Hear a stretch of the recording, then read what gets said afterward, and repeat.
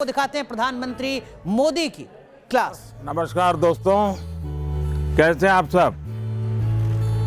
उम्मीद है परीक्षा की तैयारी अच्छी चल रही होगी। ये परीक्षा पे चर्चा का पहला वर्चुअल एडिशन है। अब जानते हैं हम पिछले 1 साल से कोरोना के बीच जी रहे हैं और उसके कारण हर किसी को नया नया इनोवेशन करना पड़ रहा है।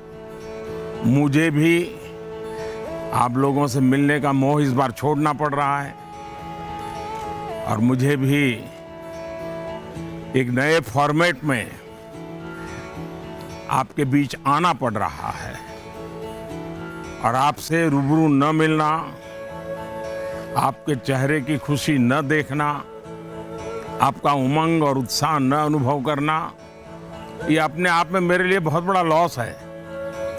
लेकिन फिर भी परीक्षा तो है ही है। आप है, मैं हूं, परीक्षा है, तो फिर अच्छा ही है कि हम परीक्षा पे चर्चा कंटिन्यू करेंगे और इस साल भी ब्रेक नहीं लेंगे। अभी हम अपनी बातचीत का सिलसिला शुरू करने जा रहे हैं। एक बात मैं शुरू में जरूर देशवासियों को भी बताना चाहता हूं और गार्डियंस को बताना चाहता हूं, टीचर्स को बताना चाहता हूं। ये परीक्षा पे चर्चा है, लेकिन सिर्फ परीक्षा की ही चर्चा नहीं है।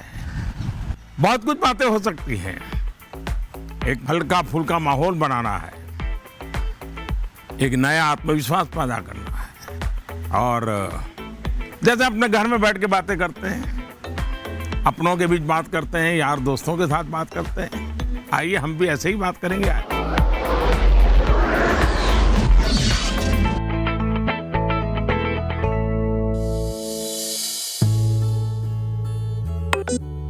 नमस्कार ऑनरेबल पीएम सर। नमस्कार। मेरा नाम एन पल्लवी है। मैं 9वीं कक्षा पढ़ रही हूँ।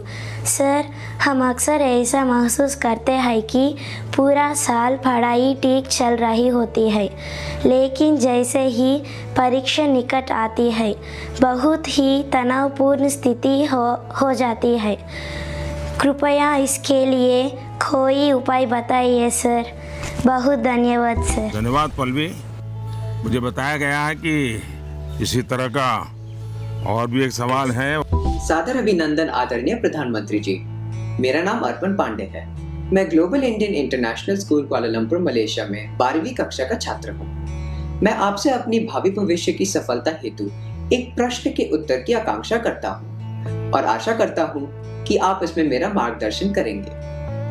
मेरा प्रश्न है, परीक्षा की तैयारी के दौरान हमारे मन में आने वाले भय और तनाव से हम कैसे उभरे?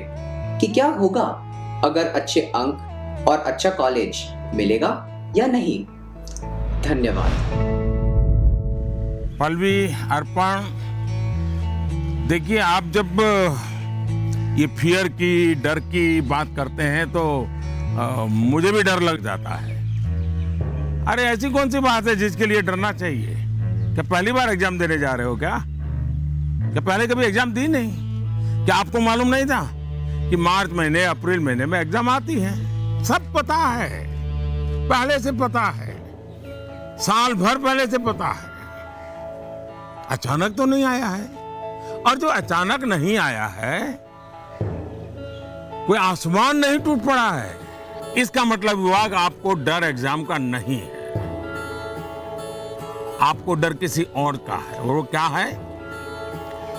आपके आसपास एक माहौल बना दिया गया है कि यही एग्जाम सब कुछ है, यही जिंदगी है और इसके लिए पूरा सामाजिक वातावरण, कभी कभी स्कूल का वातावरण भी, कभी कभी माँ बाप भी, कभी अपने रिश्तेदार भी एक ऐसा माहौल बना देते हैं, ऐसी चर्चा करते हैं कि जैसे कोई बहुत बड़ी घटना से आपको गुजरना है, बहुत बड़े संकट से गुजरना है। मैं उन सब से कहना चाहूंगा, खास करके मैं पेरेंट्स से कहना चाहता हूं आपने क्या करके रख दिया है? मैं समझता हूं कि ये सबसे बड़ी गलती है। हम आवश्यकता से अधिक ओवर कॉन्शियस हो जाते हैं, हम थोड़े ज्यादा ही सोचने लग जाते हैं, और इसलिए मैं समझता हूं कि जिंदगी में ये कोई आखिरी मुकाम नहीं है। ये जिंदगी बहुत लंबी है, बहुत पड़ाव आते हैं। एक छोटा सा पड़ाव है, हमें दबाव नहीं बनाना चाहिए। चाहे टीचर हो, स्टूडेंट हो, परिवारजन हो, यार दोस्त हो, अगर बाहर का दबाव कम हो गया, खत्म हो गया, तो एग्जाम का दबाव कभी महसूस नहीं होगा। कॉन्फिडेंस फलेगा, फूलेगा, प्रेशर रिलीज हो जाएगा, डिक्रीज हो जाएगा, और बच्चों को घर में सहज तनाव मुक्त जीना चाहिए। छोटी मोटी हल्की फुल्की बातें जो रोज करते थे वैसी करनी चाहिए। देखिए दोस्तों, पहले क्या होता था, पहले माँ बाप बच्चों के साथ ज्यादा इन्वॉल्व रहते थे और सहज भी रहते थे और कई विषयों पर इन्वॉल्व रहते थे। आज जो भी इन्वॉल्व रहते हैं वो ज्यादातर कैरियर, एग्जाम, पढ़ाई, किताब, सिलेबस, मैं उसको सिर्फ इन्वॉल्वमेंट नहीं मानता हूं। और इससे इन्हें अपने बच्चों के असली सामर्थ्य का पता नहीं होता है। अगर माँ बाप ज्यादा इन्वॉल्व है तो बच्चों की रुचि, प्रकृति, प्रवृत्ति इस सबको अच्छी तरह समझते हैं और जो कमियां हैं उन कमियों को समझ करके उसको भरने की कोशिश करते हैं, और उसके कारण बालक का कॉन्फिडेंस लेवल बढ़ता है, उसकी स्ट्रेंथ माँ बाप को पता है, उसकी वीकनेसेस माँ बाप को पता है, और उसके कारण माँ बाप समझते हैं कि ऐसे समय वीकनेसेस को बाजू में करो, स्ट्रेंथ को जितना बल दे सकते हो दो। लेकिन आज कुछ माँ बाप इतने व्यस्त हैं कि उन्हें बच्चों के साथ रियल सेंस में इन्वॉल्व होने का समय ही नहीं मिलता। इसका परिणाम क्या होता है? आज बच्चे के सामर्थ्य का पता लगाने के लिए पेरेंट्स को एग्जाम के रिजल्ट का शीट देखना पड़ता है, और इसलिए बच्चों का आकलन भी बच्चों के रिजल्ट तक ही सीमित हो गया है। मार्क्स के परे भी बच्चे में कई ऐसी चीजें होती हैं जिन्हें पेरेंट्स मार्क ही नहीं कर पाते हैं। साथियों, हमारे यहाँ एग्जाम के लिए एक शब्द है कसौटी, मतलब खुद को कसना है। ऐसा नहीं है एग्जाम आखिरी मौका है, बल्कि एग्जाम तो एक प्रकार से एक लंबी जिंदगी जीने के लिए अपने आप को कसने का उत्तम अवसर है, एक अपॉर्चुनिटी है। समस्या तब होती है जब हम एग्जाम को ही जैसे जीवन के सपनों का अंत मान लेते हैं, जीवन मरण का प्रश्न बना देते हैं। दरअसल एग्जाम जीवन को गढ़ने का एक अवसर है, एक अपॉर्चुनिटी है, एक मौका है। उसे उसी रूप में लेना चाहिए। एक्चुअली हमें अपने आप को कसौटी पर कसने के मौके खोजते ही रहना चाहिए ताकि हम और बेहतर कर सकें। हमें भागना नहीं चाहिए। आइए दोस्तों, अगले सवाल की तरफ बढ़ते हैं। माननीय प्रधानमंत्री जी नमस्कार, मेरा नाम पुण्य सुन्या है। मैं कक्षा 11वीं की छात्र हूँ। मेरे विद्यालय का नाम विवेकानंद केंद्र विद्यालय निर्जुली, डिस्ट्रिक्ट पापुमपारे, स्टेट अरुणाचल प्रदेश है। माननीय प्रधानमंत्री जी, कुछ सब्जेक्ट्स और कुछ चैप्टर्स है जिनको लेकर मैं सहज नहीं हूँ, उनसे पीछा छुड़ाने में लगी रहती हूँ। मैं चाहे कितनी भी कोशिश क्यों ना करूँ, मैं उन्हें पढ़ नहीं पाती हूँ। शायद ये इसलिए होता है क्योंकि मुझे उनसे डर लगता है। सर, इस स्थिति को कैसे दूर किया जा सकता है? धन्यवाद सर। चलिए, आंध्र से हम मलेशिया से अब अरुणाचल पहुंच गए और मुझे बताया गया है कि इसी प्रकार का कोई और एक सवाल भी है। माननीय प्रधानमंत्री जी नमस्कार, मेरा नाम विनीता गर्ग है और मैं SRDAV पब्लिक स्कूल में 25 वर्ष से कार्यरत हूँ। मेरा प्रश्न है, कुछ सब्जेक्ट्स ऐसे हैं जिसमें कई स्टूडेंट्स को डर का सामना करना पड़ता है, इस वजह से वह इनसे बचते हैं। इसके बारे में इतिहास या गणित जैसे विषयों के शिक्षक अच्छी तरह से समझ सकते हैं। टीचर के तौर पर इस स्थिति को और बेहतर बनाने के लिए हम क्या कर सकते हैं? ये कुछ अलग प्रकार का ही विषय मेरे सामने आया। मैं कोशिश करूंगा कि स्टूडेंट्स के मन को छू सकूं और टीचर्स की बात पर गौर के साथ कुछ समाधान बता सकूं। आप दोनों ने किसी खास सब्जेक्ट या चैप्टर से डर की बात कही है। आप लोग अकेले नहीं हैं जिनको इस स्थिति का सामना करना पड़ता हो। हकीकत तो यह है कि दुनिया में एक भी इंसान ऐसा नहीं मिलेगा जिसके ऊपर ये बात लागू न होती हो। मान लीजिए आपके पास बहुत ही बढ़िया 5-6 शर्ट है, लेकिन आपने देखा होगा 1 या 2 शर्ट आपको इतने पसंद आते होंगे, बार बार पहनते हैं। इसका मतलब ये नहीं कि बाकी सब बेकार हैं, फिटिंग ठीक नहीं है, ऐसा नहीं है। उन 2 इतने अच्छे लगते हैं कि आप उसको बार बार पहनते हैं। कई बार तो माँ बाप भी इन चीजों के लिए गुस्सा करते हैं कि कितनी बार इसको पहनोगे, अभी 2 दिन पहले तो पहना था। पसंद नापसंद मनुष्य का स्वभाव है और कभी कभी पसंद के साथ लगाव भी हो जाता है। और इसमें डर की, दुविधा की क्या बात है कि हमने डरना चाहिए? दरअसल होता क्या है, जब आपको कुछ चीजें ज्यादा अच्छी लगने लगती हैं तो उनके साथ आप बहुत कंफर्ट हो जाते हैं, बहुत कंफर्टेबल लगता है, वो सहज हो जाते हैं। लेकिन जिन चीजों के साथ आप सहज नहीं होते, उनके तनाव में आपकी 80% एनर्जी आप उसी में लगा देते हैं। और इसलिए स्टूडेंट से मैं यही कहूंगा कि आपको अपनी एनर्जी को इक्वली डिस्ट्रीब्यूट करना चाहिए। सभी विषयों में बराबर बराबर।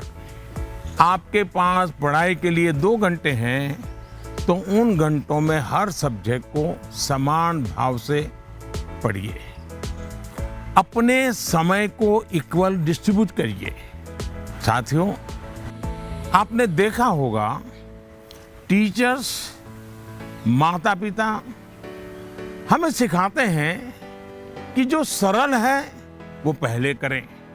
ये आम तौर पर ये कहा जाता है और एग्जाम में तो खास तौर पर बार बार कहा जाता है कि जो सरल उसको पहले करो भाई, जब टाइम बचेगा तब वो कठिन है उसको हाथ लगाना। लेकिन पढ़ाई को लेकर मैं समझता हूं ये सलाह आवश्यक नहीं है और उपयोगी भी नहीं है। मैं जरा इन चीज को अलग नजरिए से देखता हूं। मैं कहता हूं जबकि पढ़ाई की बात हो तो कठिन जो है उसको पहले लीजिए। आपका माइंड फ्रेश है, आप खुद फ्रेश हैं, उसको अटेंड करने का प्रयास कीजिए। जब कठिन को अटेंड करेंगे तो सरल तो और भी आसान हो जाएगा। मैं अपना अनुभव बताता हूं। जब मैं मुख्यमंत्री था, फिर प्रधानमंत्री बना, तो मुझे भी बहुत कुछ पढ़ना पड़ता है, बहुत कुछ सीखना पड़ता है, बहुतों से सीखना पड़ता है, चीज़ों को समझना पड़ता है। तो मैं क्या करता था, जो मुश्किल बातें होती है, जिसके निर्णय थोड़े गंभीर होते हैं, मैं मेरे सुबह जो शुरू करता हूँ तो कठिन चीज़ों से शुरू करना पसंद करता हूँ। मुश्किल से मुश्किल चीज़ें मेरे अफसर मेरे सामने लेकर के आते हैं, क्योंकि उनको मालूम है कि वो मेरा एक अलग मूड होता है, मैं चीज़ों को बिल्कुल तेज़ी से समझ लेता हूँ, निर्णय करने की दिशा में आगे बढ़ता हूँ। मैंने अपना एक नियम बनाया है, कोशिश की है। और जो सरल चीज़ें हैं, दिन भर की थकान के बाद रात देर हो जाती है, तो चलो भाई अब उनको मैं ज़्यादा दिमाग खपाने की ज़रूरत नहीं, क्योंकि गलती होने का कारण नहीं है, तो उन चीज़ों को मैं फिर देर रात तक खींच लेता हूँ। लेकिन सुबह जब उठता हूँ तो फिर कठिन से ही मुकाबला करने के लिए निकल पड़ता हूँ। दोस्तों, एक और बात हमें अपने आप से सीखनी चाहिए। आप देखिए, जो लोग जीवन में बहुत सफल हैं वो हर विषय में पारंगत नहीं होते, लेकिन किसी एक विषय पर, किसी एक सब्जेक्ट पर उनकी पकड़ जबरदस्त होती है। अब जैसे लता दीदी हैं, लता मंगेशकर जी की पूरे दुनिया में नाम है, हिंदुस्तान के हर जुबान पे नाम है, लेकिन अगर कोई जाकर के उनको कहे कि आज हमारे क्लास में आइए और ज्योग्राफी पढ़ाइए, हो सकता है वो न भी पढ़ा भी पाए, मैं नहीं जानता हूं कि वो पढ़ा पाए न पढ़ा पाए, लेकिन लता जी की महारत ज्योग्राफी में शायद न भी हो, लेकिन संगीत की दुनिया में उन्होंने जो किया हुआ है, एक विषय पर जिस प्रकार से अपना जीवन खपा दिया है, आज वो हर एक के लिए प्रेरणा का कारण बन गई है। और इसलिए आपको भले कुछ सब्जेक्ट मुश्किल लगते हो, ये कोई आपके जीवन में कोई कमी नहीं है। आप बस ये ध्यान रखिए कि इस मुश्किल लगने वाले सब्जेक्ट की पढ़ाई से खुद को दूर मत कीजिए, उसे भागिए मत। वहीं टीचर्स के लिए मेरी सलाह ये है, वो विद्यार्थियों से उनको टाइम मैनेजमेंट के संबंध में, उसके तौर तरीके के संबंध में, सिलेबस के बाहर जाकर के भी कभी उनसे बातें करें, उनसे चर्चा करें, उनको गाइड करें। विद्यार्थियों को टोकने के बजाय उन्हें गाइड करें।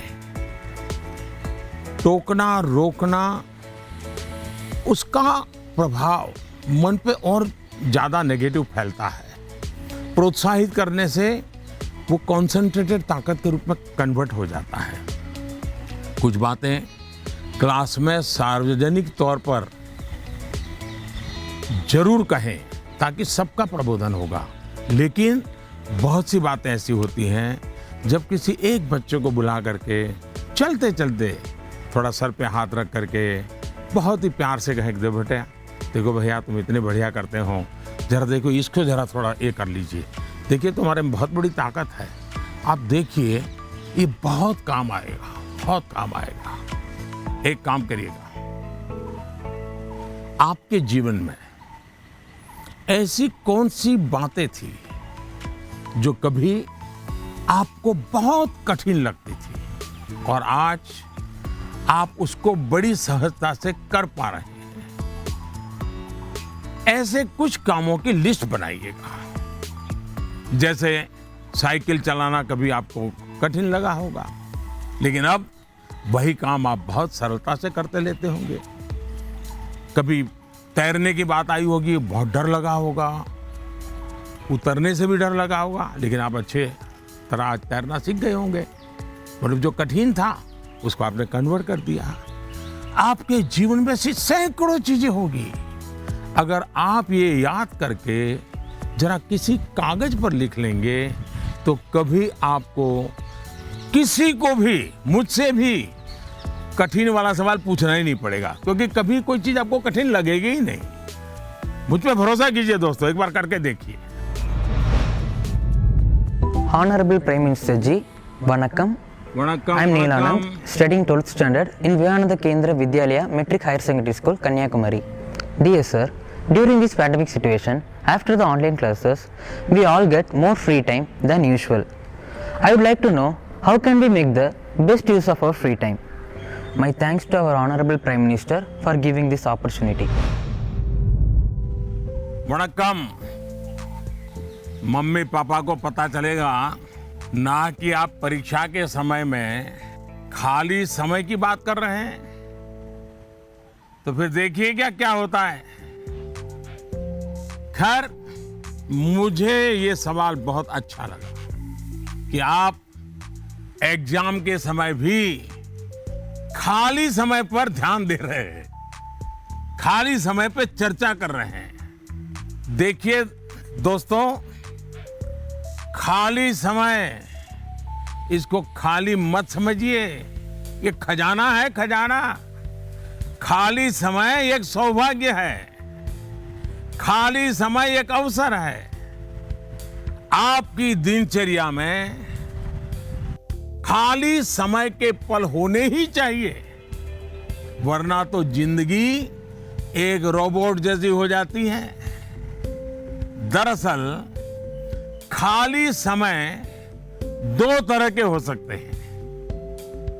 एक जो आपको सुबह से ही पता है कि आज आप 3 से 4 बजे तक फ्री हैं, या आने वाले रविवार को आप आधा दिन फ्री हैं, या आप 4 तारीख को छुट्टी है, आप दोपहर तक आपके पास कोई काम नहीं, आपको पता है। लेकिन दूसरा वो जिसका पता आपको लास्ट मोमेंट में चलता है। अगर आपको पहले से ही पता है कि मेरे पास खाली समय है, तो आप अपने पेरेंट्स या अपने बहन भाई से कह सकते हैं कि मैं आपकी हेल्प करूंगा। आपको क्या काम करना है, आप क्या कर रहे हैं, मैं क्या हेल्प कर सकता हूं। दूसरा, आप सोचें कि ऐसी कौन सी चीजें हैं जो आपको खुशी देती हैं। थोड़ा भारी भरकम शब्द है स्वांतः सुखाय, जिसमें से आपको सुख मिलता है, आपको आनंद मिलता है, आपके मन को बहलाती हैं। आप ऐसा भी कुछ कर सकते हैं। अब आपने मुझे पूछा है तो मैं भी सोचता हूं कि मैं क्या करना पसंद करता हूं। मैंने अपनी दिनचर्या में ऑब्जर्व किया है कि अगर मुझे थोड़ा सा भी खाली समय मिल जाए और अगर झूला है तो मेरा मन करता है कुछ पल में झूले पर जरूर बैठूं। बहुत थकान है और 5 मिनट का भी समय मिल गया, या फिर मैं कोई काम भी कर रहा हूं, तो अपने खाली समय में झूले पर बैठकर, अब पता नहीं क्या कारण है लेकिन मेरा मन प्रफुल्लित हो जाता है। जब आप खाली समय अर्न करते हैं तो आपको उसकी सबसे ज्यादा वैल्यू पता चलती है। इसलिए आपकी लाइफ ऐसी होनी चाहिए कि जब आप खाली समय अर्न करें तो वो आपको असीम आनंद दें। यहां यह भी ध्यान रखने की जरूरत है कि खाली समय में किन चीजों से बचना चाहिए, नहीं तो वही चीज सारा समय खा जाएगी, पता भी नहीं चलेगा, और अंत में रिफ्रेश रिलैक्स होने के बजाय आप तंग आ जाएंगे, थकान महसूस करने लगेंगे। एक और मुझे लगता है कि खाली समय में हमें अपनी क्यूरियोसिटी, जिज्ञासा बढ़ाने की और ऐसी कौन सी चीजें हम कर सकते हैं जो शायद बहुत प्रोडक्टिव हो जाएगी। आपके माँ या पिता अगर खाना बना रहे हैं, उसे ऑब्जर्व कीजिए। नई नई चीजों में अंदर जाने का, कुछ नया जानने का, इसका इम्पैक्ट सीधा सीधा दिखाई नहीं देता है, पर जीवन में इसका बहुत बड़ा गहरा प्रभाव होता है। फ्री टाइम का एक और बेस्ट यूज हो सकता है कि आप कुछ गतिविधियों से अपने आप को जोड़ें, जिसमें आप को एक्सप्रेस कर पाए, आपकी यूनिकनेस को बाहर ले आ सके, जिसमें आप अपनी इंडिविजुअलिटी से जुड़ सके।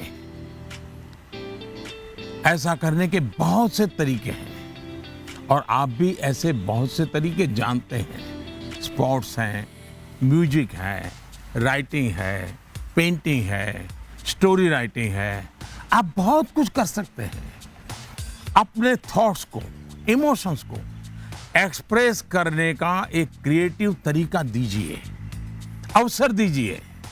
नॉलेज का दायरा कई बार वहीं तक सीमित होता है जो आपको उपलब्ध है, जो आपके आसपास है, लेकिन क्रिएटिविटी का दायरा नॉलेज से भी बहुत दूर तक आपको ले जाता है, बहुत विस्तार के फलक पर ले जाता है। क्रिएटिविटी आपको उस क्षेत्र में ले जा सकती है जहां पहले कभी कोई नहीं पहुंचा, जो नया हो। हमारे यहाँ कहा जाता है, जहां न पहुंचे रवि वहां पहुंचे कवि। ये क्रिएटिविटी की तो बात है। प्रवीण कुमार ने पूछा है, सर आज माँ बाप के लिए बच्चे बड़े करना थोड़ा मुश्किल हो गया है। कारण है आज का जमाना और आज के बच्चे। ऐसे में हम कैसे ये सुनिश्चित करें। मैं कहूंगा कि पहले तो आप स्वयं चिंतन करें, आत्मचिंतन करें। क्या ऐसा तो नहीं है कि जीवन जीने का जो तरीका आपने चुना है, आप चाहते हैं वैसे ही जिंदगी आपके बच्चे भी जिए, और थोड़ा सा भी उनमें बदलाव आता है तो आपको लगता है कि पतन हो रहा है, वैल्यूज का ह्रास हो रहा है।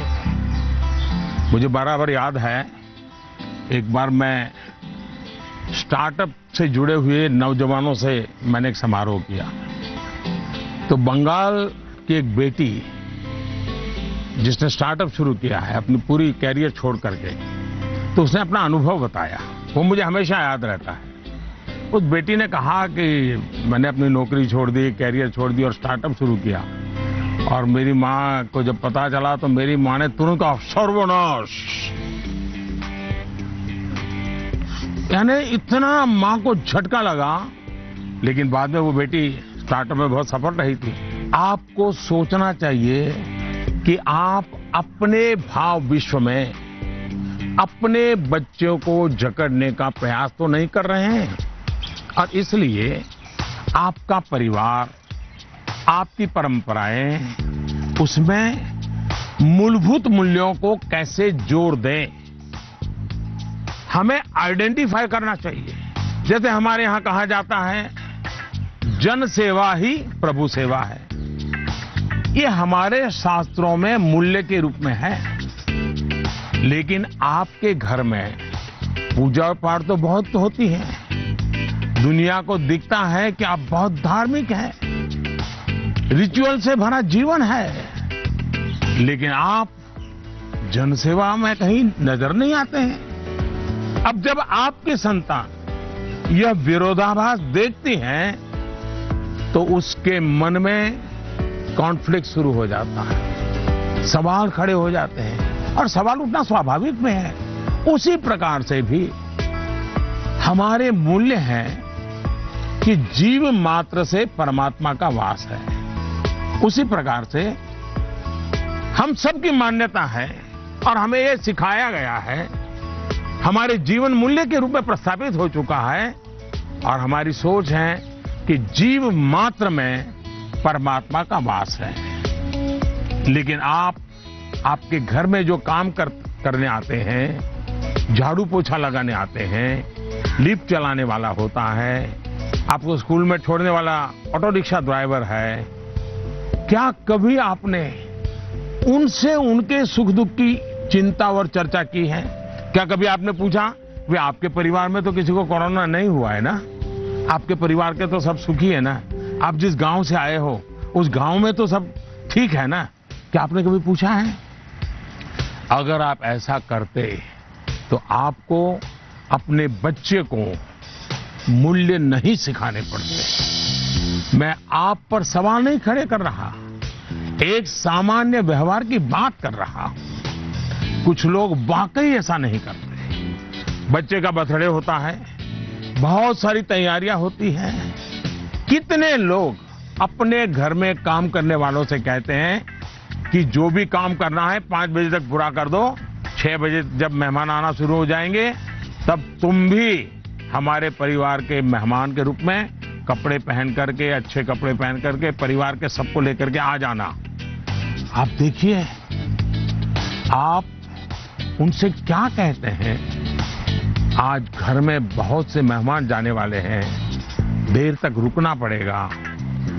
आप ऐसा कहने के बजाय क्या कहते हैं, देखो कल बहुत मेहमान आने वाले हैं, बहुत काम है, तुम घर बता के आ जाना, देर से आऊंगा, देर से आऊंगी। यानी आपका बच्चा देख रहा है कि इतना बड़ा उत्सव है घर में, लेकिन वो जो मेरे लिए मेहनत करते हैं दिन रात, वो तो इसमें हिस्सेदार ही नहीं है। और तभी उस बच्चे के मन में टकराव शुरू होता है। मैं आपको एक और उदाहरण देता हूं। हम कहते हैं बेटा बेटी एक समान, ये मूल्य है हमारे यहां देव रूप की जो कल्पना की गई है, उसमें स्त्री भगवान का उतना ही महत्व है।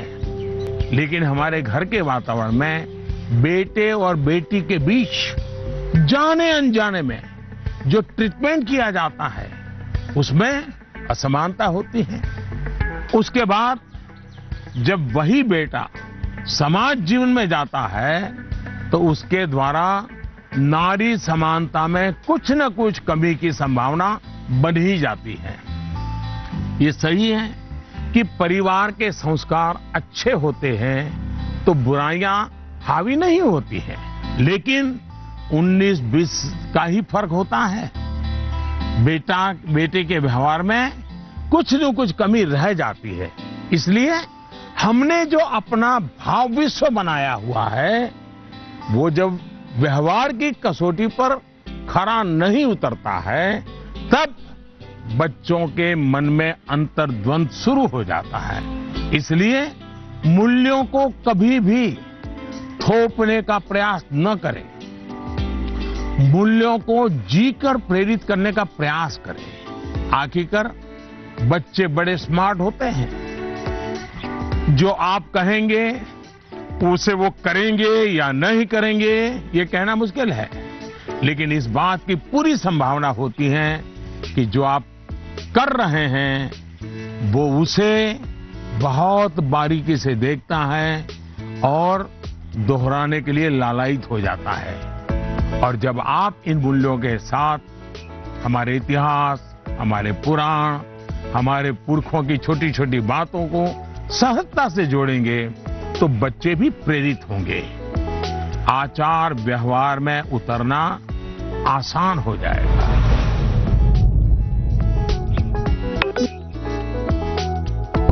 नमस्कार सर, मैं प्रतिभा गुप्ता, कुंदन विद्या मंदिर लुधियाना से। सर, मेरा आपसे सवाल ये है कि हमें हमेशा काम करवाने के लिए बच्चों के पीछे भागना पड़ता है, तो हम कैसे उन्हें सेल्फ मोटिवेटेड बना सकते हैं ताकि वे अपनी चीजें खुद करें? धन्यवाद। आप बुरा न माने तो मैं जरा इस विषय में आपसे अलग राय रखता हूं। मुझे लगता है कि बच्चों के पीछे इसलिए भागना पड़ता है क्योंकि उनकी रफ्तार हमसे ज्यादा है। ये बात सही है कि बच्चों को सिखाने की, बताने की, संस्कार देने की जिम्मेदारी परिवार के सबकी है, लेकिन कई बार बड़े होने के बावजूद हमें भी तो जरा मूल्यांकन करना चाहिए। हम एक सांचा तैयार कर देते हैं और बच्चे को उसमें ढालने की कोशिश करते रहते हैं और समस्या यहीं से शुरू होती है। हम इसे सोशल स्टेटस का सिंबल बना देते हैं। अक्सर माता पिता अपने मन में कुछ लक्ष्य तैयार कर लेते हैं, कुछ पैरामीटर बना लेते हैं और कुछ सपने भी पाल लेते हैं। फिर अपने उन सपनों और लक्ष्यों को पूरा करने का बोझ बच्चों पर डाल देते हैं। हम अपने लक्ष्यों के लिए बच्चों को जाने अनजाने में, माफ करना मुझे, मेरा शब्द कहीं कठोर लगेगा, जाने अनजाने में हम बच्चों को इंस्ट्रूमेंट मानने लगते हैं और जब बच्चों को उस दिशा में खींचने में विफल हो जाते हैं तो ये कहने लगते हैं कि बच्चों में मोटिवेशन और इंस्पिरेशन की कमी है। किसी को भी मोटिवेट करने का पहला पार्ट है ट्रेनिंग, प्रॉपर ट्रेनिंग। एक बार बच्चे का मन ट्रेन हो जाएगा तब उसके बाद मोटिवेशन का समय शुरू होगा। ट्रेनिंग के कई माध्यम, कई तरीके हो सकते हैं। अच्छी किताब, अच्छी मूवीज, अच्छी कहानियां, अच्छी कविताएं, अच्छे मुहावरे या अच्छे अनुभव, ये सब एक प्रकार से ट्रेनिंग के ही टूल्स हैं। जैसे कि आप चाहते हैं आपका बच्चा सुबह उठ करके पढ़े, आप उसे कहते हैं, बोलते भी हैं, डांटते भी हैं, लेकिन आपको सफलता नहीं मिलती। लेकिन क्या आपके घर में कभी ऐसी किताबों की चर्चा होती है जिसमें इनडायरेक्टली सुबह उठने के फायदों की चर्चा हो? हमारे यहाँ आध्यात्मिक जीवन के लोग ब्रह्म मुहूर्त से ही उनका दिवस प्रारंभ हो जाता है और वो उसी के नॉर्म्स का पालन करते हैं। तो दूसरी ओर आजकल 5 AM क्लब की भी चर्चा होती है। क्या आपने ऐसी किसी किताब की घर में चर्चा की है या कोई ऐसी मूवी या डॉक्यूमेंट्री देखी है जिसमें इस बारे में वैज्ञानिक तरीके से, तर्कबद्ध तरीके से, इमोशंस के साथ बातें बताई गई हो? ये एक बार करके देखिए, सुबह उठने के लिए बच्चे की ट्रेनिंग खुद ही हो जाएगी। एक बार मन ट्रेन हो गया, मन में बच्चा समझ गया कि सुबह उठने का क्या फायदा है, तो फिर वो खुद मोटिवेट होने लगेगा। यही तो एनवायरनमेंट क्रिएशन होता है जिसकी घर में सबसे ज्यादा जरूरत है। आप बच्चे के बचपन का वो समय याद करिए जब आप उसको गोद में लेते थे। मान लीजिए आपकी जेब में पेन है या आपने चश्मा पहना है, बच्चा उसे खींचता है, चश्मा उतारता है, तो आप क्या करते हैं? आप बच्चे को अगर चश्मा वापस लेने की कोशिश करते हैं तो वो रोता है, पेन वापस लेने की कोशिश करते हैं तो रोता है। तो समझदार माँ बाप क्या करते हैं? उसको एक बड़ा बॉल उसके सामने खड़ा कर देते हैं, लेकर के खड़े हो जाते हैं। बच्चा क्या करता है? चश्मे छोड़ देता है, पेन छोड़ता है, बड़ा बॉल खेलने के लिए ले लेता है, न रोता है। आसानी से आप सॉल्यूशन निकाल देते हैं। आप उसका माइंड डाइवर्ट करके उसे ज्यादा पसंद की दूसरी पॉजिटिविटी देकर उसे मोटिवेट करते थे। ये जो काम आपने पहले किया है जब बच्चा बिल्कुल छोटा था, वही काम आप अब भी कर सकते हैं। आपने सुना होगा, एक दीप से जले दूसरा। आपका बच्चा पर प्रकाशित नहीं होना चाहिए। आपका बच्चा स्वयं प्रकाशित होना चाहिए। बच्चों के अंदर जो प्रकाश आप देखना चाहते हैं, वो प्रकाश उनके भीतर से प्रकाशमान होना चाहिए और वो आपके जागरूक सक्रिय प्रयासों से संभव है। आप अपने एक्शंस में जो बदलाव दिखाएंगे वो बच्चे बहुत बारीकी से ऑब्जर्व करेंगे। यहां एक और बात की ओर मैं आपका ध्यान दिलाऊंगा। बच्चों को कभी भी भय पैदा करके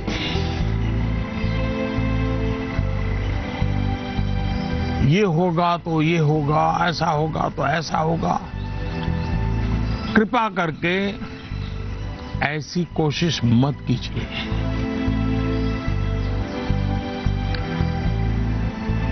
एक प्रकार से वो तरीका लगता तो बहुत आसान है, लेकिन इससे एक तरह से नेगेटिव मोटिवेशन की संभावनाएं बढ़ जाती है। जैसे ही आपने जो हवा खड़ा किया है वो खत्म हो जाता है, बच्चे का मोटिवेशन भी खत्म हो जाता है। और इसलिए पॉजिटिव मोटिवेशन साथ साथ बार बार पॉजिटिव रीइंफोर्समेंट पर बल देते रहना चाहिए। मोटिवेशन का जो मंत्र बच्चों के लिए है, एक प्रकार से वो हम सबके लिए भी है, मनुष्य मात्र के लिए है।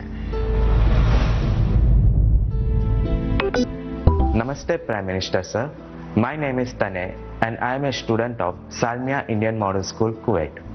Sir, I have a question to ask you that how to prepare ourselves for the battle of life. Thank you sir. NaMo app पर मसूरी उत्तराखंड श्रीमान अशरफ खान ने लिखा है, सर हम सब जब अपने बड़े कजिन्स या दोस्तों से बात करते हैं तो वो कहते हैं कि अभी स्कूल में तो तुमने जीवन देखा ही कहां है, जीवन की असली कसौटी तो स्कूल से बाहर निकल करके होगी। मेरा सवाल यह है कि आज हम अपने आप को कल की चुनौतियों के लिए कैसे तैयार करें। तनय, आप तो कुवैत से मुझसे बात कर रहे हो, लेकिन तनय कभी किसी ने इस बात को मार्क किया है कि तुम्हारे जो आवाज है वो गॉड गिफ्टेड है? क्या कभी तुम्हारे माँ बाप ने, कभी आपके दोस्तों ने, कभी आपके टीचर्स ने कभी कहा है कि आपका ध्यान गया है? आज आपका सवाल सुनने के बाद, खैर रिकॉर्डेड है, लेकिन मैं पक्का मानता हूं कि आपको एक बहुत ही विशिष्ट प्रकार की आवाज परमात्मा ने दी है। कभी उस पर ध्यान दीजिए, ये आपकी बहुत बड़ी विरासत बन सकती है। खैर, मैं तनय की बातों की ओर चला गया, लेकिन जो सवाल आपने पूछे हैं, पहली बात तो ये कि जो लोग आपको ये कहते हैं, उनके कहने का तरीका भले ऐसा होता है कि वो आपको सलाह दे रहे हैं, लेकिन मन के भीतर की सच्चाई को देखें तो वो अपने आप को हीरो बनाने की कोशिश कर रहा होता है, या फिर वो अपनी असफलताओं को इसलिए बड़ा बनाकर दिखाता है ताकि उसे एक एस्केप रूट मिल सके, और इसलिए वो दिखाता है कि उसके सामने बहुत बड़ी बड़ी चुनौतियां हैं। इस विषय में मेरा सीधा सीधा मंत्र है, एक कान से सुनिए और दूसरे कान से निकाल दीजिए। हाँ, ये सवाल बहुत स्वाभाविक है कि 10वीं या 12वीं के बाद क्या? ये हर बच्चे के मन में होता है, और न मैं इससे इनकार कर सकता हूं और न कोई और उससे इनकार कर सकता है। बहुतों के लिए ये सवाल चिंता और निराशा फैलाने वाला हो सकता है। दुर्भाग्य से आज के चकाचौंध भरे युग में सेलिब्रिटी के कल्चर के कारण और उसका प्रभाव होने के कारण स्टूडेंट लाइफ में एक धारणा बन गई है कि जो टीवी पर आता है, जिसकी अखबारों में चर्चा होती है, वैसा कुछ बनना है, वैसा कुछ करना है। ये बुरी बात नहीं है, लेकिन जीवन की सच्चाई से ये बहुत दूर है। ये जो प्रचार माध्यमों में 1000-2000 लोग हमारे सामने आते हैं, दुनिया इतनी छोटी नहीं है। इतनी बड़ी विश्व व्यवस्था, इतना लंबा मानव इतिहास, इतनी तेजी से हो रहे परिवर्तन बहुत सारे अवसर लेकर के आते हैं। जीवन की सच्चाई ये है कि जितने लोग हैं उतनी विभिन्नताएं हैं, जितने लोग हैं उतने अवसर भी है। हमें अपनी जिज्ञासा का दायरा बहुत बड़ा करने की आवश्यकता है, उसको विस्तार देने की आवश्यकता है। और इसलिए आवश्यक है कि 10वीं क्लास में, 12वीं क्लास में भी आप अपने आसपास के जीवन को ऑब्जर्व करना सीखिए। आपके आसपास इतने सारे प्रोफेशन है, नेचर ऑफ जॉब्स है और बदलते हुए नेचर ऑफ जॉब्स हैं। खुद को ट्रेन करिए, अपनी स्किल बढ़ाइए और उसका लाभ उठाइए। करियर के चुनाव में एक पक्ष ये भी है कि बहुत से लोग जीवन में इजी रूट की तलाश में रहते हैं। बहुत जल्दी वाहवाही मिल जाए, आर्थिक रूप से बड़ा स्टेटस बन जाए, ये इच्छा ही जीवन में कभी कभी, हर बार नहीं लेकिन कभी कभी अंधकार की शुरुआत भी करने का कारण बन जाती है। फिर ये अवस्था ऐसी होती है जिसमें सपने पालना और देखना जरा अच्छा लगता है। सपनों में खोए रहना अच्छा लगता है। सपने देखना अच्छी बात है, लेकिन सपने को लेकर के बैठे रहना और सपनों के लिए सोते रहना, ये तो सही नहीं है। सपनों से आगे बढ़कर अपने सपनों को पाने का संकल्प ये बहुत महत्वपूर्ण है। आपको सोचना चाहिए कि आपका वो कौन सा एक सपना है जिसे आप अपने जीवन का संकल्प बनाना चाहेंगे। जैसे ही आप ये संकल्प ले लेंगे, आपको आगे का रास्ता भी उतना ही साफ दिखाई देने लगेगा। माननीय प्रधानमंत्री जी प्रणाम। माफ करिएगा, मेरा सवाल परीक्षा पे आधारित नहीं है, पर कृपया करके आप इस पे हंसिएगा नहीं। आजकल के बच्चे प्रॉपर खाना नहीं खाना चाहते, सारा टाइम चिप्स, चॉकलेट और जंक पे उनका ध्यान रहता है। आप कृपया करके हमें ये बताइए कि हमें इसके बारे में क्या करना चाहिए।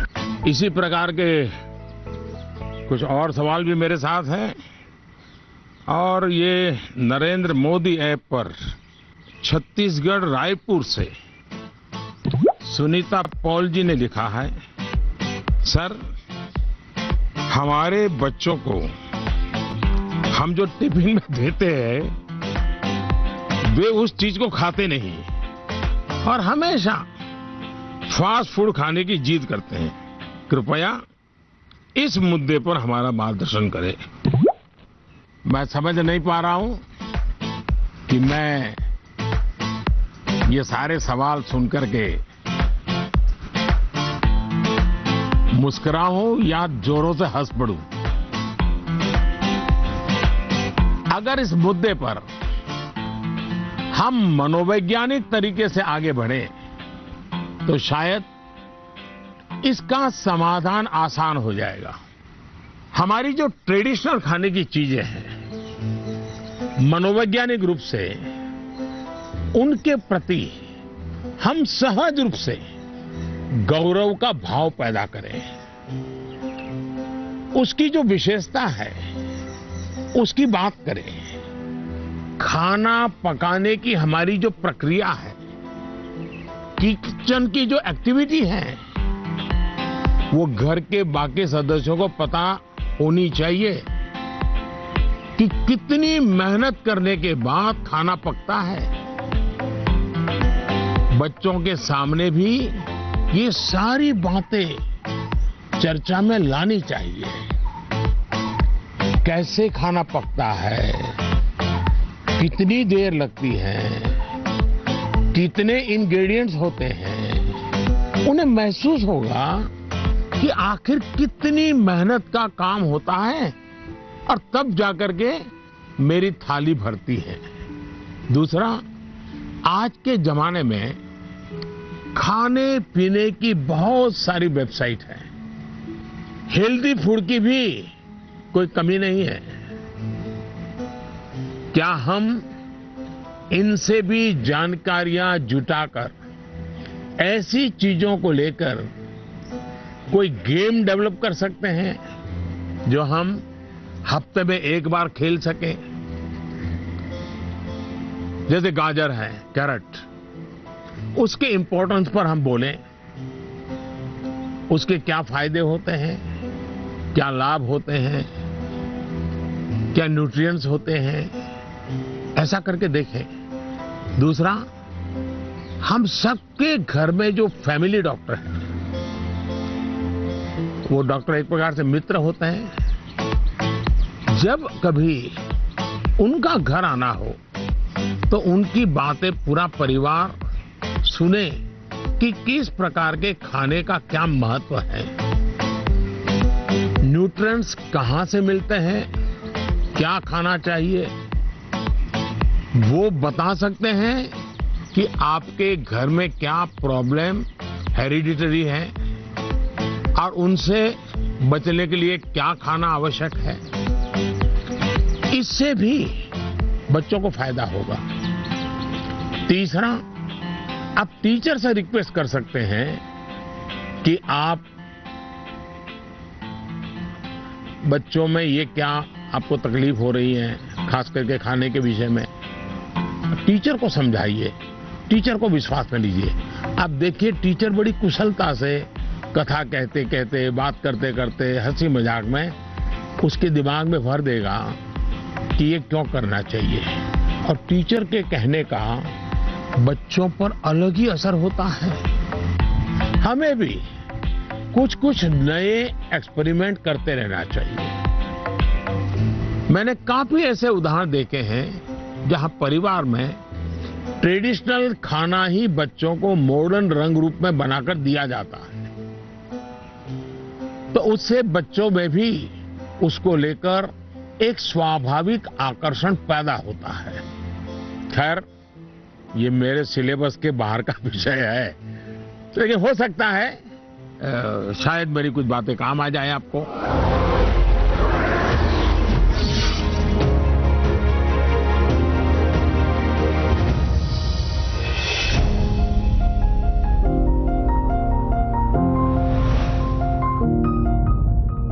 दिव्यांका, नमस्कार। दिव्यांका, क्या पढ़ती हो? जी सर, मैं कॉमर्स की छात्रा हूँ। और पुष्कर की ही रहने वाली हो? जी सर। तो पुष्कर की कोई पवित्र चीज का मुझे वर्णन करोगी? क्या है पुष्कर की विशेषता? पुष्कर में एकमात्र ब्रह्मा मंदिर है। हाँ। और जो पुष्कर राज है वह 68 तीर्थों का गुरु है। अच्छा, ब्रह्मा का क्या रोल रहा है? जी, उन्होंने पृथ्वी को क्रिएट किया है। अच्छा बताइए दिव्यांका, क्या सवाल था आपके मन में? सर, मेरे कुछ मित्र ऐसे हैं जिनकी मेमोरी एवरेज है। वे किसी भी विषय को कितना भी पढ़ ले, वे परीक्षा में उसे याद नहीं रख पाते हैं। सर, वे ऐसा क्या करें कि वे उस विषय को याद रख सके? अच्छा, तो आपको मेमोरी की जड़ी बूटी चाहिए। जी सर। देखिए दिव्यांका, आप सबसे पहले अपनी डिक्शनरी से इस शब्द को डिलीट कर दीजिए। आप सोचिए ही नहीं कि आपके पास याद करने की शक्ति नहीं है। अगर आप खुद से जुड़ी कुछ घटनाओं को देखें तो आपको पता चलेगा कि वास्तव में आपको बहुत सारी चीजें याद रहती हैं। जैसे आपकी मदर टंग या मदर टंग आपने किसी को बहुत ग्रामर के साथ पढ़ाया था क्या, सिखाया था क्या? नहीं सर। आपको याद होगा? नहीं। क्या स्कूल में आपने सीखी या किताब में कहीं? जी नहीं। हाँ, ये सब सुन करके सीखी। तो यही वो चीजें हैं, जरा सोचिए कि आपको जो पसंद है, क्या इन चीजों को याद रखने के लिए आपने कभी कोशिश की थी? वो बातें जिनसे आप पूरी तरह जुड़ गए हैं, मग्न हो गए हैं, वो बातें जो आपका हिस्सा बन गई हैं, आपके विचार प्रवाह का हिस्सा बन गई हैं, उन्हें आप कभी नहीं भूलते हैं। दूसरे शब्दों में कहूं तो ये मेमोराइज नहीं है, एक्चुअली ये इंटरनलाइज है। और इंटरनलाइज करना यही इसका एक अच्छा रास्ता है। और इसलिए आपको याद करने पर जोर देने के बजाय आपको उसे जीने की कोशिश करनी चाहिए, सहजता, सरलता, समग्रता के साथ। आपके पास भी वही सारी शक्तियां हैं जो किसी बहुत टैलेंटेड व्यक्ति के पास होती है। सोचिए, अपने भाई या बहन के साथ अगर आपका झगड़ा हुआ हो तो वो आपको एकदम याद रहता है, आप उसे भूलते नहीं है। यहां तक कि आपको यह भी याद रहता होगा कि उस समय आपने, आपके भाई बहन ने कौन से कपड़े पहने थे, आप खड़े खड़े लड़ रहे थे कि दौड़ते हुए लड़ रहे थे, सब याद होगा, एक एक वाक्य याद होगा। जी सर। यानी इसका एक मतलब यह है कि आप उसमें फुली इन्वॉल्व थे, आप उस क्षण को पूरी तरह जी रहे थे।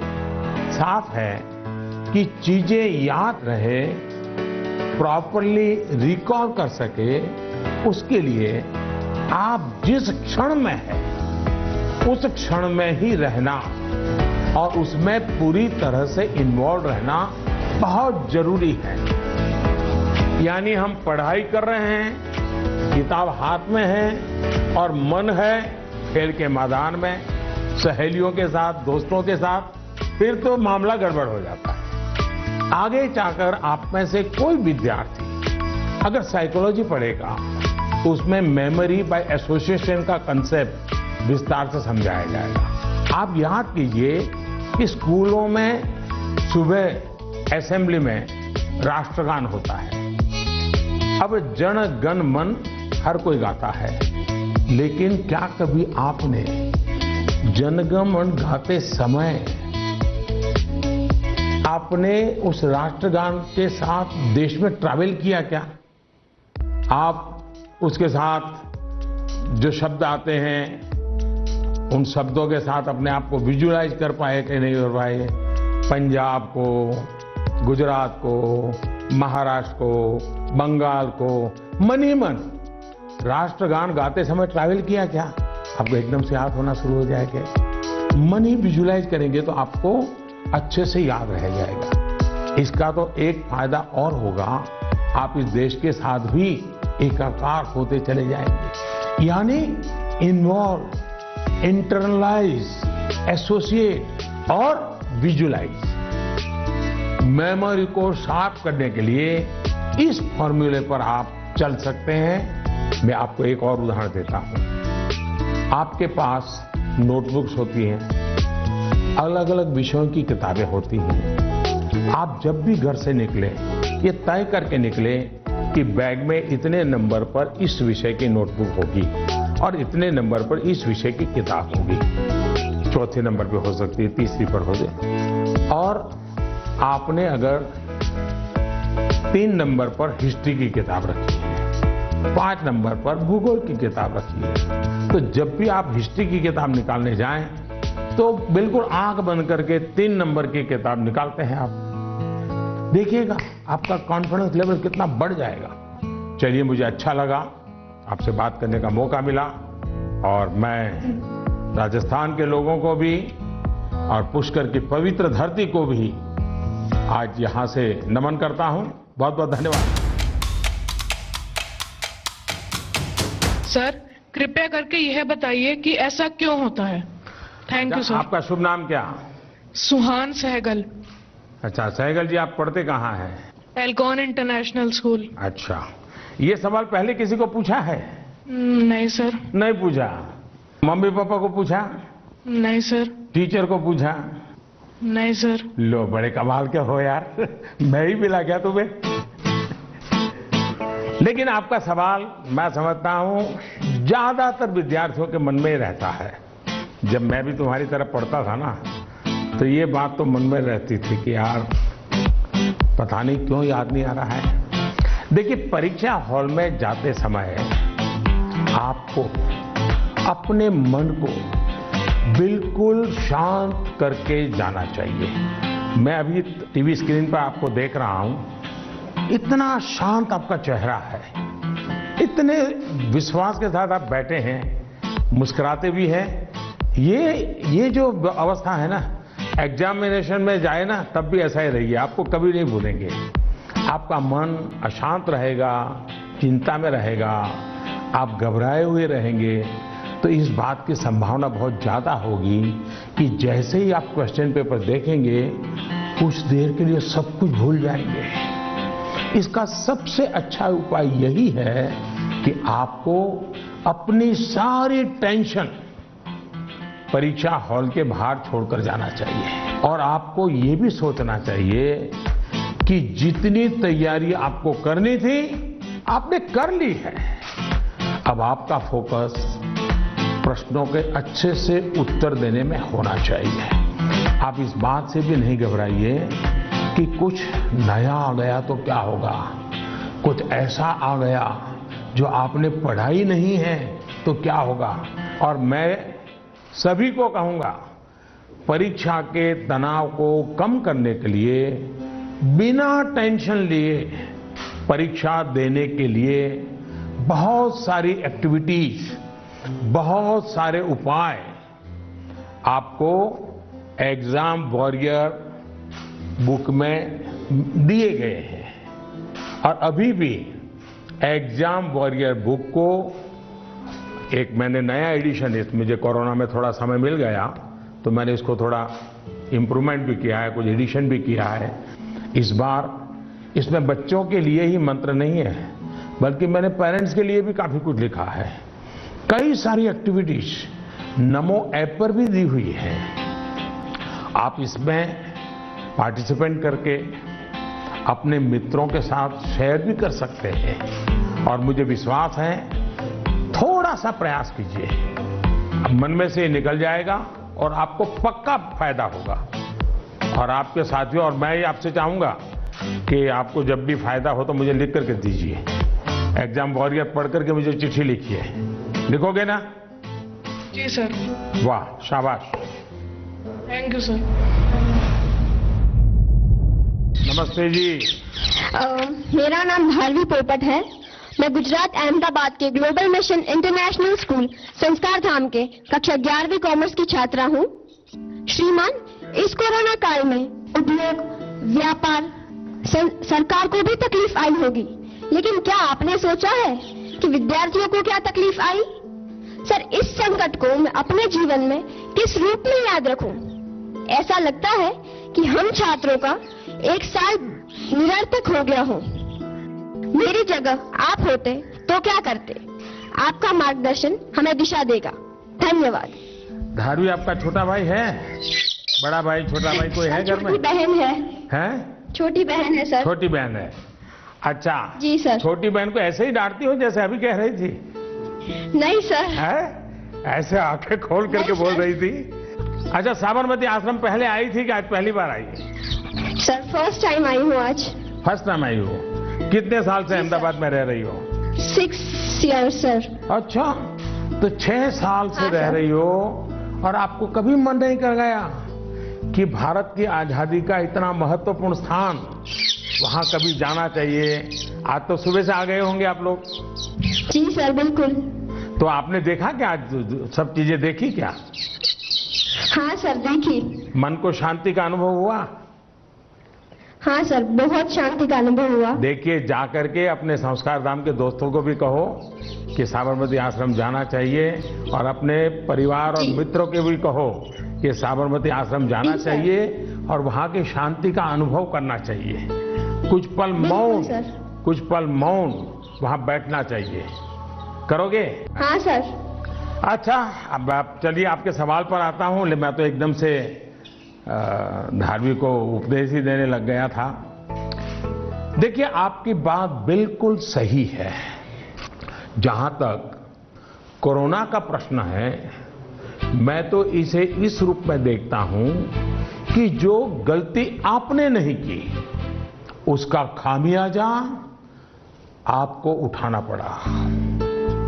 ये आपके लिए जीवन की एक सीख है कि कई बार जीवन में बहुत कुछ अचानक घटता है, अकल्पनीय घटता है, और इन घटनाओं पर आपका कोई नियंत्रण नहीं होता है। कोरोना में भी हम कह सकते हैं कि बच्चों का, युवाओं का जो नुकसान हुआ है वो बहुत बड़ा है।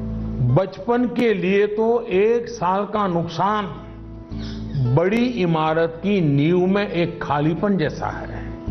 इस कमी को भरना आसान नहीं है। स्कूल एज मतलब हंसना, खेलना, मिट्टी में खेलना, मिट्टी उछालना, गर्मी, सर्दी, बरसात, हर चीज का आनंद, दोस्तों के साथ, क्लासरूम में, टीचर के साथ गप्पे मारना, बातें करना, घर की छोटी सी भी घटना चारों ओर एकदम से बता देना, उनके बीच रहना, ये सब जीवन की विकास यात्रा के लिए बहुत अनिवार्य होता है। इन सब चीजों से आप सहज ही कितना कुछ सीख सकते हैं।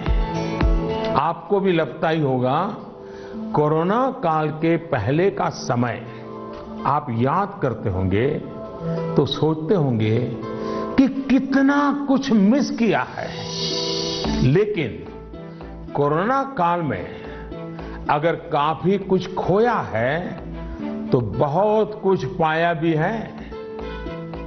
कोरोना की सबसे पहली सीख तो यही है कि आपने जिस चीज को, जिन जिन लोगों को मिस किया, उनकी आपके जीवन में कितनी बड़ी भूमिका है, ये इस कोरोना काल में ज्यादा पता चला है।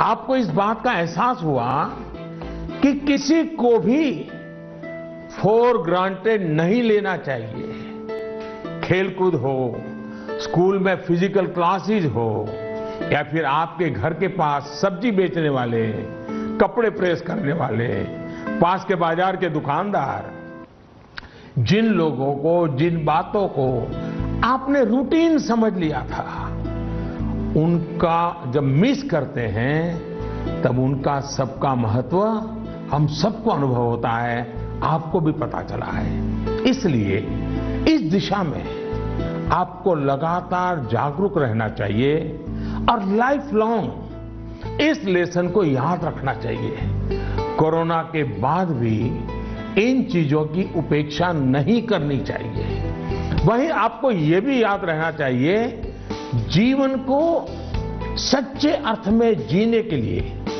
कितनी कम चीजों की जरूरत होती है। दूसरा, इस 1 साल में आपको कहीं ना कहीं जाने अनजाने में आपको खुद के भीतर झोंकने का, खुद को जानने का एक अवसर भी मिला होगा। कोरोना काल में एक और बात ये भी हुई है कि हमने अपने परिवार में एक दूसरे को ज्यादा नजदीकी से समझा है। कोरोना ने सोशल डिस्टेंसिंग के लिए मजबूर किया, लेकिन परिवारों में इमोशनल बॉन्डिंग को भी इसने मजबूत किया है। कोरोना काल ने ये भी दिखाया है कि एक संयुक्त परिवार की ताकत क्या होती है, घर के बच्चों के जीवन निर्माण में उनका कितना रोल होता है। मैं चाहूंगा कि सोशल साइंस के लोग, हमारी यूनिवर्सिटीज इस पर रिसर्च करें, कोरोना काल के फैमिली लाइफ पर स्टडी करें, कैसे इस संकट से मुकाबला करने में संयुक्त परिवार ने समाज को ताकत दी। इस पहलू को खंगाले। कोरोना आने के बाद ये जो आयुर्वेदिक काढ़ा, पौष्टिक भोजन, साफ सफाई, इम्यूनिटी, ऐसे अनेक महत्वपूर्ण विषयों पर हम सबका ध्यान गया है। इन सब के लिए लोगों ने जो जो किया वो अगर पहले से करते आ रहे होते तो शायद परेशानी इससे भी कम होती। लेकिन अच्छा है, अब ये बदलाव लोगों ने अपने जीवन में शामिल कर लिया है और इसलिए मैं यही कहूंगा, ये बहुत बड़ी बात है कि परिवार के बच्चे ऐसे गंभीर पहलुओं पर सोच रहे हैं, बात कर रहे हैं। धन्यवाद बेटा, धन्यवाद। नमस्कार। प्रति माननीय प्रधानमंत्री महोदय, সকলো অসমবাসী ৰাইজৰ ফালৰ পৰা মই অভিনন্দন জ্ঞাপন কৰিলোঁ। माननीय प्रधानमंत्री महोदय, मैं कृष्टि सैकिया केंद्रीय विद्यालय IIT गुवाहाटी की 10वीं कक्षा की छात्रा हूँ और समस्त असमवासियों की ओर से आपको प्रणाम। सर, नई पीढ़ी की एक बच्चे के तौर पर हम अपने पेरेंट्स और अपने बीच की जनरेशन गैप को हमेशा कम करना चाहते हैं। तो प्राइम मिनिस्टर साहब, हम ये किस प्रकार कर सकते हैं? कृपया अपने मार्गदर्शन दीजिए। क्या नाम बताया बेटा? सर, कृष्टि सैकिया। इतनी बढ़िया हिंदी कैसे बोल लेती हो? धन्यवाद सर। चलिए, आपका सवाल तो बहुत अच्छा है। एक विद्यार्थी के रूप में आपने जो सवाल पूछा है उसके लिए मैं आपकी बहुत सराहना करता हूं। ये बताता है कि आप उस मुद्दे को लेकर कितने संवेदनशील हैं। आप न केवल इस विषय को समझ रहे हैं बल्कि दो पीढ़ियों के बीच जनरेशन गैप कम हो इसका भी प्रयास कर रहे हैं। लेकिन मुझे पेरेंट्स से इस विषय पर बात करनी है। एक बात जो पेरेंट्स को डिसाइड करनी है, क्या वो बुढ़ापे की ओर जाना चाहते हैं या फिर अपनी उम्र कम करना चाहते हैं। और आप भी बेटा अपने मम्मी पापा को जरूर ये सवाल पूछना। अगर पेरेंट्स बुढ़ापे की तरफ जाना चाहते हैं तो बेशक अपने बच्चों के साथ डिस्टेंस बना लें, गैप बढ़ाते रहें।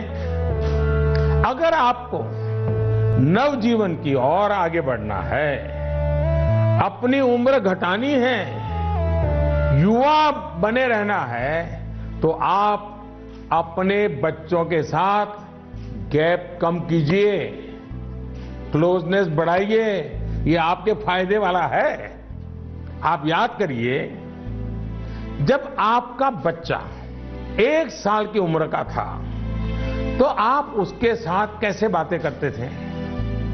तब आप उसे हंसाने के लिए कैसी कैसी आवाजें निकालते थे? आप अपने चेहरे के भांति भांति के एक्सप्रेशन बनाकर कैसे उससे बात करते थे? ऐसा करते हुए क्या कभी आपने सोचा कि कोई देखेगा तो क्या कहेगा? कभी आपने सोचा कि लोग आपको ऐसा करते हुए देखेंगे तो ये कहेंगे ये कैसे चेहरे बना रहा है, कैसी आवाज निकाल रहा है? क्या कभी उस समय आपने ये सोचा कि आपके बच्चे के मन में क्या चल रहा होगा? आपको उस समय आनंद आया, इसलिए आपने ये किया। आपने किसी की परवाह नहीं की, यानी आप सब कुछ छोड़कर खुद एक बच्चे बन गए। बच्चे से खेलने के लिए आप खुद खिलौना बन गए और बच्चे के खिलौनों से भी उतना ही चाव से खेले। आप याद करिए, कभी आप घोड़ा बने होंगे, कभी बच्चे को पीठ पर बिठाकर चले होंगे, कभी कंधे पर बिठाकर घर पर घूमे होंगे, कभी 4 पैर करके चले होंगे। बच्चा रोया होगा तो उसे चुप कराने के लिए आप भी झूठ-मूठ कर रोए होंगे। तब आपको कोई फर्क नहीं पड़ता था कि देखने वाला क्या कहेगा, घर के बाकी लोग क्या कहेंगे, समाज क्या कहेगा, दोस्त क्या कहेगा, कुछ नहीं सोचा। क्या कभी सोचा था? आप उसका आनंद लेते हैं और ऐसा बच्चे के 5-6 साल की उम्र तक चलता रहता है। जैसे ही बच्चा थोड़ा बड़ा होता है तो एक लेवल पर मेंटेलिटी ऐसी हो जाती है कि माँ बाप बच्चे को डोमिनेट करना चाहते हैं, बच्चे को हर चीज सिखाना चाहते हैं। अचानक जो दोस्त थे वो दोस्त न रहकर बच्चे के इंस्ट्रक्टर बन जाते हैं और कभी कभी इंस्पेक्टर भी बन जाते हैं। साथियों, बच्चा जब बाहर की दुनिया में पैर रखता है तो बहुत सी बातें ऑब्जर्व करता है। घर में जो देखा था उससे कुछ ज्यादा, कुछ अलग, कुछ नया वो देखने लगता है। उस समय आपकी ये जागरूक जिम्मेदारी है कि उस नए वातावरण में आपका बच्चा और अधिक फले फूले। और इसका उत्तम तरीका है कि आप उसके मन से जुड़े, उसके मन से ही करें और उसकी हर बात को इमोशनली अटैच होकर के सुने। ऐसे नहीं फोन कर रहे हो और वो बोल रहा है, ऐसा नहीं होना चाहिए। बिल्कुल उसके साथ जुड़िए। आपको जो पसंद नहीं, अगर वो काम आपका बच्चा करके आया है तो उसको डांटिए मत, टोकिए मत, बस सुनते रहिए। सुनते समय उसको लगना चाहिए कि आप उसको कितना प्यार करते हैं। हाँ, लेकिन जो चीज अच्छी नहीं है उसको मन में रजिस्टर करके रखिए। और ये ग्रोइंग एज के बच्चों के लिए करना बहुत जरूरी होता है। आप जितना हो सके उसकी बात सुनिए, उसकी बात समझिए।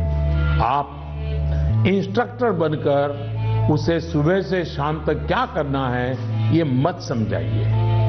बार बार ये मत पूछिए कि मैंने ये कहा था, क्या क्या किया। बस अपनी आंखें खुली रखिए, कान खुले रखिए, उस पर ध्यान रखिए।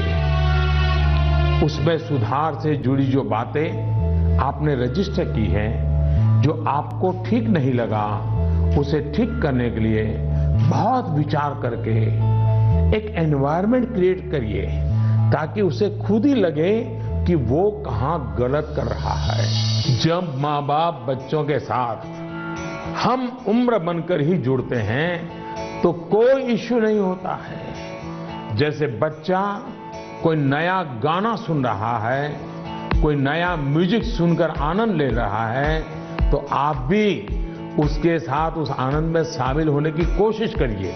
आप उसको मत कहो कि 30 साल पहले हमारे जमाने में तो वो गाना था, हम वो बजाएंगे। नहीं, ऐसा मत करो। वो जो गाना उसको पसंद है आप उससे जुड़िए, आनंद लीजिए ना। ये समझने की कोशिश तो करिए कि आखिर ऐसा क्या है उस गाने में कि आपका बच्चा उसे पसंद कर रहा है। लेकिन होता क्या है कि हम देखते हैं ठीक इसी समय कुछ माता पिता ये कहने लगते हैं कि ये क्या बेकार का गाना सुन रहे हो, असली म्यूजिक तो हमारे समय में होता था। अब तो जो बनता है वो सिर्फ शोर शराबा होता है। होता क्या है कि बच्चा आप पर आकर के आपको कोई बात बताता है। वो बताता है कि आज स्कूल में हमने ये किया, तो कहीं आप अपनी ही कहानी लेकर तो नहीं बैठ जाते हैं कि अरे ये तो ऐसे ही, क्या है, क्या नई चीज है, ये तो वैसा ही है।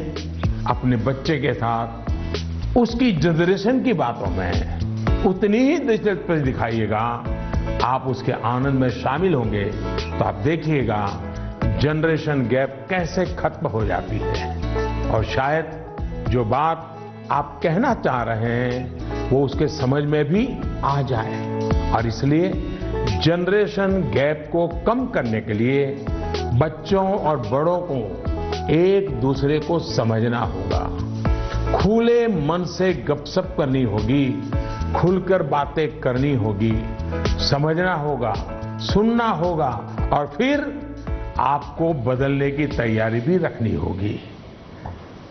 चलिए, असम से इतना बढ़िया सवाल मुझे मिला, जरा मैं लंबा ही जवाब दे गया, लेकिन मुझे अच्छा लगा। बहुत बहुत धन्यवाद बेटा। धन्यवाद सर। नमस्ते सर। नमस्ते। I am Shran Roy of class 10. I study in Central Model School, Barakpur, Kolkata. Sir, in the exam season, what scares us more is that what happens after exam. What will happen if our result does not come so good? Is failure in examination is actually the failure in our life too? अरे यार, ऐसा कैसे सोचते हो, हैं? अगर आप exam warrior किताब पढ़ते तो ये सारे सवालों के जवाब आप खुद ही लोगों को दे देते। लेकिन आपका सवाल महत्वपूर्ण है और शायद ऐसे सवाल बार बार उठते भी हैं और बार बार जवाब देने भी होते हैं। एक बार कहने से बात बनने वाली नहीं है। और मैं ये बात पूरे खुले मन से कहना चाहता हूं कि दुर्भाग्य से शिक्षा के क्षेत्र में और पारिवारिक जीवन में सोचने का दायरा इतना सिमट गया है। परीक्षा में आपके जो नंबर आए वो आपकी योग्यता का पैमाना नहीं हो सकते। भारत ही नहीं, दुनिया में आप ऐसे बहुत से सफल लोगों को देखेंगे जो क्लास में नंबरों में भले अच्छे नहीं थे, लेकिन आज वो अपनी फील्ड में सर्वश्रेष्ठ हैं। ये परीक्षा सिर्फ एक पड़ाव है। इस परीक्षा में नंबर कम आने का मतलब ये नहीं होना चाहिए कि आपके जीवन में बहुत बड़ा नुकसान हो गया। हाँ, भविष्य में आपको जिस एक चीज से आपको बचकर रहना चाहिए उसके बारे में मैं आपको जरूर बताऊंगा। एक नई तरह की कुरीति आ रही है समाज में, जिसे हम डेस्टिनेशन फीवर कह सकते हैं। मतलब दूसरे अगर किसी एक डेस्टिनेशन पर हैं तो उन्हें देखकर अपना डायरेक्शन तय करना। आपका कोई रिश्तेदार कहीं जाकर सफल हुआ, आपको लगता है वहां जाकर आप भी सफल हो जाएंगे। कोई असफल हुआ तो आपको लगता है हम भी उसी फील्ड में गए तो असफल हो जाएंगे। हमें लगता है वो स्टूडेंट इस दिशा में गया, इस क्षेत्र में गया, ये बना, उस क्षेत्र में उसने ये नाम कमाया, तो हम भी वही करेंगे, तभी हमारा जीवन सफल होगा। ये सोच सही नहीं है दोस्तों। इसी सोच का परिणाम है कि बहुत से स्टूडेंट्स इतने तनाव में जी रहे हैं। आप जो पढ़ते हैं वो आपके जीवन की सफलता और विफलता का पैमाना सिर्फ यही एकमात्र नहीं हो सकता। आप जो जीवन में करेंगे वो आपकी सफलता और असफलता को तय करेंगे। आप लोगों के प्रेशर, सोसाइटी के प्रेशर, माता पिता के प्रेशर, इन सब से बाहर निकलिए। हमें पोटेंशियल को जानने के लिए मैदान में कूदना ही पड़ता है। मुझे लगता है कि आपको अपना जवाब मिल गया होगा। साथियों, मुझे बहुत अच्छा लगा आप सबसे वर्चुअली मिलने का मुझे मौका मिला। मैं आप सबका बहुत बहुत धन्यवाद करता हूं। वाकई मुझे बहुत आनंद आया। आप सबसे बात करना मेरे लिए भी एक उमंग से कम नहीं होता है, आनंद से कम नहीं होता है। मुझे लगता है कि आप सभी को भी जरूर उसमें से कुछ न कुछ बातें काम आएगी। जरूरी नहीं है कि मैंने जो कहा है उसी पर चलना चाहिए।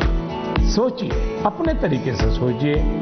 साथियों, आज मैं आपको एक बड़े एग्जाम के लिए तैयार करना चाहता हूं। ये बड़ा एग्जाम है जिसमें हमें 100% मार्क लेकर के पास होना ही है।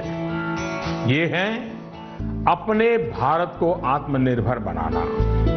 ये है वोकल फॉर लोकल को जीवन मंत्र बनाना।